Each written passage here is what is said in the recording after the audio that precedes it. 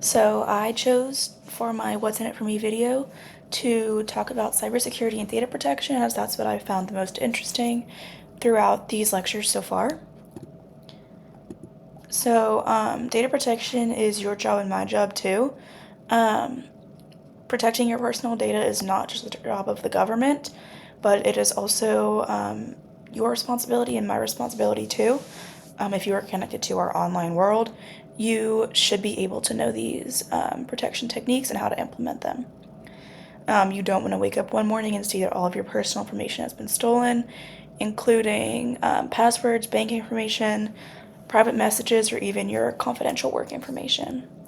So, different kinds of needs for this data protection would be your smartphones, your laptops, your different social media accounts, your data in workplaces, and also your customer data. So, common kinds of threats are malware, phishing, data breaches, and social engineering. So, malware includes viruses, worms, spyware, and ransomware. General rule of thumb is just don't click on these different things. Um, Phishing uses deceptive practices like emails or messages to kind of get you to click on certain things. If you don't recognize the user or number that these things came from, don't open them. Also, data breaches are defined as non permissive access to databases. So, this is like hacking things such as your credit card information or debit cards. And then also social engineering, which is basically a manipulation in order to break protocols. So, an example of this could be like holding the door open for someone behind you, not realizing that they're not actually a part of your work or organization, and then allowing them in on accident.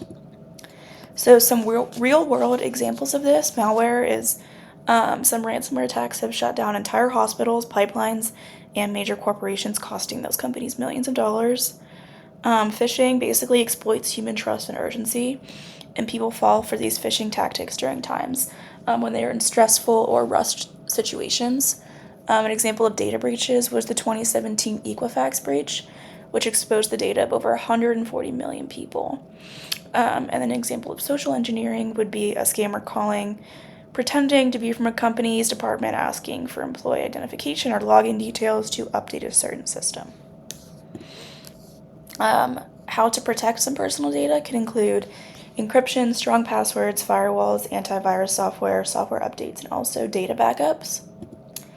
And a little bit of a what and why about some of these things. So, encryption basically scrambles data into a coded format that can only be read if you have a special key, and this matters because even if hackers do steal your data, they can't actually read it or access it unless they have that decryption key.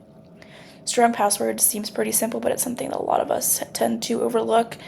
And basically, it is a strong password that is unique and long and includes a mix of letters, numbers, and symbols. And this matters because weak passwords are obviously easier to guess and makes it a lot easier for hackers to get into your information. And then firewalls are basically a barrier between your computer and the internet that blocks external traffic. This matters because it helps prevent hackers and malwares from easily entering your system. So, the relevance of this for everyone is that the bottom line is that your personal data is valuable. You should go to the same measures to protect this data as you do your house or your physical belongings. So, the same way that you lock your house and you put important things in a safe, you should take equivalent measures to protect your data online.